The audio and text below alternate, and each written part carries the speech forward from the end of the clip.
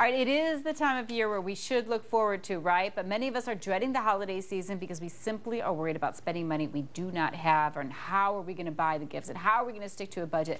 So here to help us with all of that is our financial physician. I love this, Louis Scatigna. I got it out. I know the Italian pronunciation better. It's good to see you. Thanks for joining us. Nice to meet you. This is important, and we do all need to sit down and figure out how we're going to get through the holidays, because so many of us are either on budgets or just trying to make the mortgage. Yeah, in good economic times, it's tough already. In bad economic times, people are panicking. Oh, fearful. yeah. Oh, yeah. So what we want to do is we want to realistically evaluate our financial situation. If we have tough times, we have to cut our budget down. Yes. And we have to say, look, we're only going to spend this amount of money. And we have to decide how much credit cards we're going to use.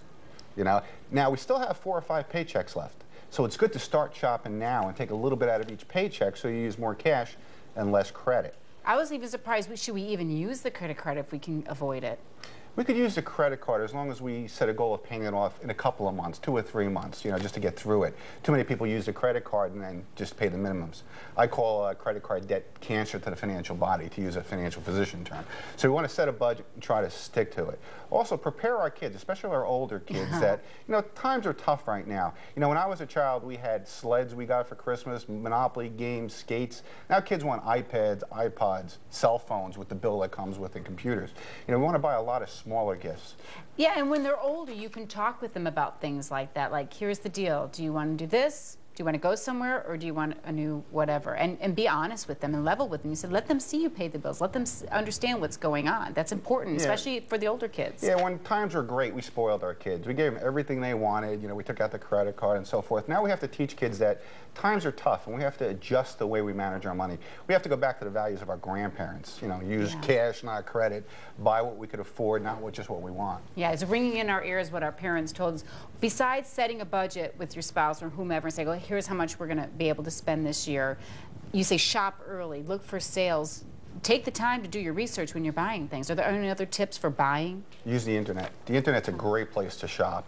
One thing is you're going to get good bargains right now because retail is already slashing prices. Also, internet salespeople don't have buildings and brick and mortar expenses, so you can get some good deals. Also, there's search engines. You put in a product, go into a search engine, you could find the best place to buy it, the cheapest price. So you could save a lot of money using the internet. Also, use the internet to sell stuff.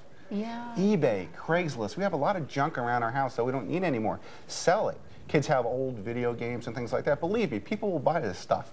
Also use Gbay. Gbay? Garage sale. That's the original eBay, is a Gbay. So sell what we have. I know people who fund their entire holiday budget by selling stuff that they own. You know, and what you were saying makes so much sense. Get the kids involved. Let them see, okay, we're going to have a garage sale so we can pay for these things if they're older, you know, and they understand the whole gift-giving thing. Absolutely. And let them be part of it so they can understand that that hard-earned money for that gift, they'll have better appreciation for it too. And like you said, it's kind of bringing it back to our grandparents' day of appreciating what we have and maybe living without. Right, and also teach our kids what the holidays are all about. It's a good time during tough times to renew family traditions. Let them know it's more important that the family's together, we have a nice meal together, we'll have some gifts, and it'll be a great holiday. Yeah, it's a book that we all need to really look into, especially if you're really trying to stick to a budget. It's called The Financial Physician. Perfect name. Some really good tips in there, Louis, about just getting it so you don't find yourself in trouble at the beginning of next year. You want to make sure that you're on top of it this year. Shop early, set a budget, stick to it. Right. Thank you very much. Thanks for having me. Really good tips. We can learn a lot. And if you want more information, of course, on The Financial Physician, of course, you can find it on our website or call our hotline.